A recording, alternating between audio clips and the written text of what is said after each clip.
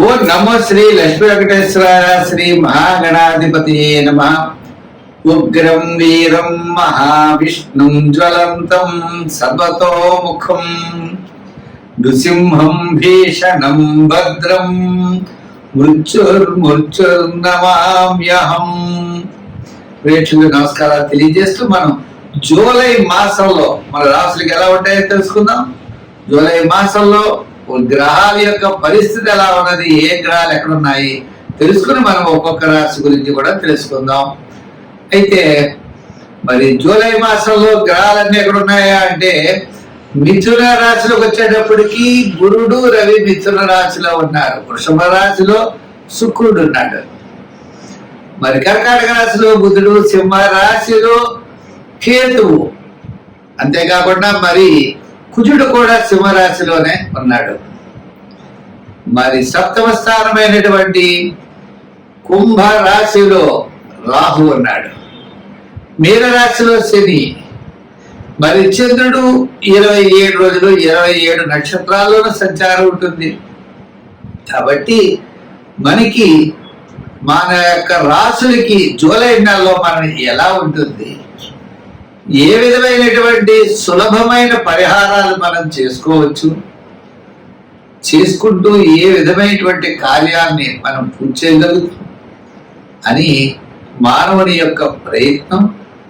ఆ ప్రయత్నంతో పాటు దైవ బలాన్ని సంపాదించడం కోసం మనం తప్పకుండా తెలుసుకుంటాం. ఇబ్బందులు వస్తాయి అనుకున్నప్పుడు వాటిని అవాయిడ్ చేస్తాం. అనుకూలంగా ఉన్నప్పుడు కాస్త వేగంగా మన ప్రయాణాన్ని ముందుకు సాగిస్తాం. ఆ విధంగా గ్రహాలు ఎప్పుడు కూడా జ్యోతిషం అంటే కాంతిని ఇచ్చేది, మనల్ని నడిపించేది, మనం చూసుకుని నడిచేది. ఈ విధమైనటువంటి ఆలోచనతో మనం ముందుకెళ్ళాలి. తప్పనిసరిగా ముందుగా మనం మేష రాశి గురించి జూలై నెలలో ఎలా ఉందో తెలుసుకుందాం. మకర రాశి. ఈ మకర రాశి వారికి ఆత్మస్థైర్యం ఉంటుంది. మొట్టమొదటి 15 రోజులు ఆత్మస్థైర్యంతో తప్పనిసరిగా ముందుకు దూసుకుని వెళ్ళగలుగుతారు. ఎంతటి పని అయినా మీరు పూర్తి చేయగలుగుతారు. ఆర్థిక వ్యవహారాలు ఒక్కరవ ఇబ్బందిగా ఉంటుంది. సంతానపరమైన వ్యయం, బంధుమిత్రుల ద్వారా వ్యయం జరిగేటువంటి పరిస్థితులు కనపడుతున్నాయి. శుభరూపమైనటువంటి వ్యయం ఎక్కువగా జరిగిపోతూ ఉంటుంది. అంచేత విందులు వినోదాల్లో పాల్గొంటారు, పుణ్య కార్యక్రమాల్లో పాల్గొంటారు, ఆధ్యాత్మికమైన చింతన పెరుగుతుంది, దాన ధర్మాలు పెరుగుతాయి, అన్నింటి ఆ విజయాన్ని సాధించగలుగుతారు. ఉద్యోగపరమైన సమస్యలు తప్పనిసరిగా తగ్గుతాయి. ఉద్యోగపరమైన అనుకూలత లభిస్తుంది. రాజకీయ పరంగా పర్వాలేదు.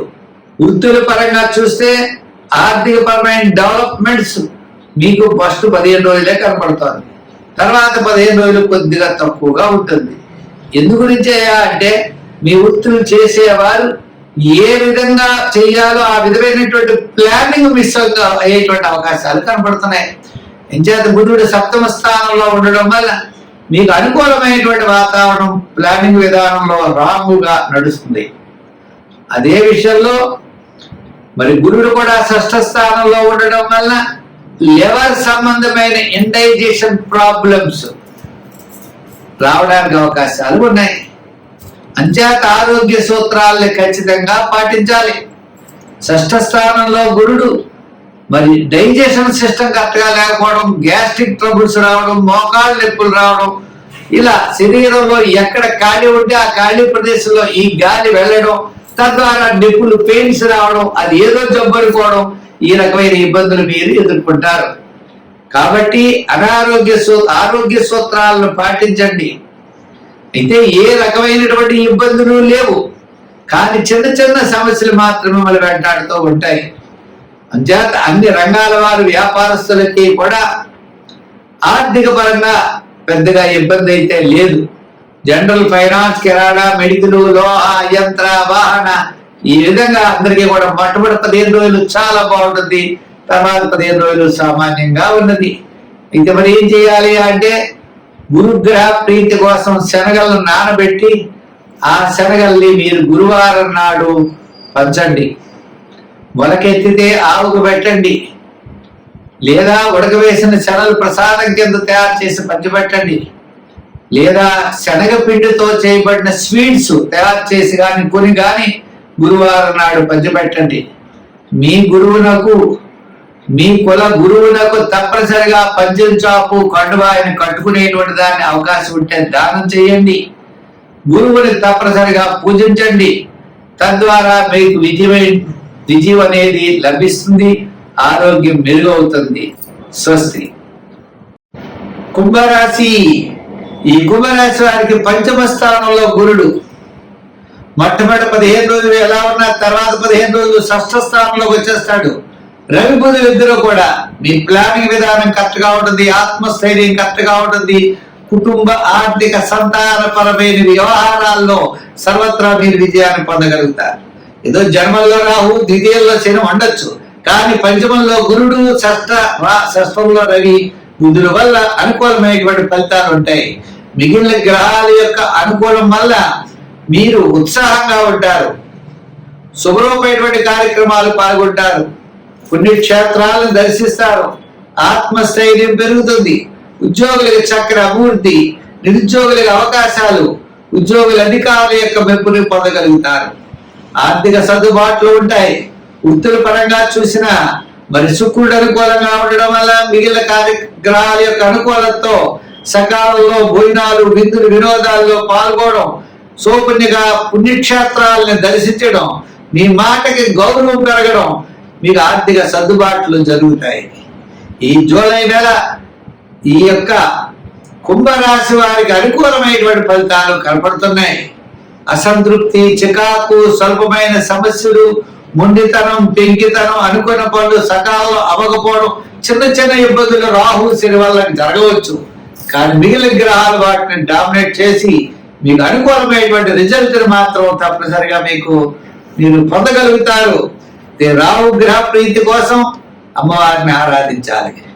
శని గ్రహ ప్రభావం ఉంది కాబట్టి శివారాధన చేస్తూ నవగ్రహ ప్రదక్షిణ చేసి చేయండి. వర్షాకాలంలో నల్లని గొడుగులు పంచిపెట్టండి, నేరేడు కాయలను పంచిపెట్టండి.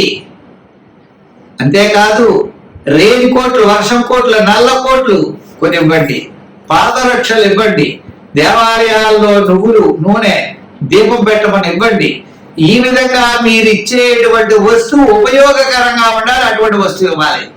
నల్లని గొడ్డెమ్మన్నారని చిన్న చిరుగుపోయిన పీరికి ఇవ్వడం కాదు, శుభ్రంగా నల్లని తువ్వాలు లాంటిది ఇవ్వండి. ఈ విధంగా ఆ శనిగ్రహ ప్రభావం లేకుండా ఆయన అనుకూలత కోసం తప్పనిసరిగా దానం చేయండి. రాహు గ్రహ ప్రీతి కోసం శుక్రవారం నాడు గాలిలో వండి అమ్మవారికి నైవేద్యం పెడుతూ ఉండండి.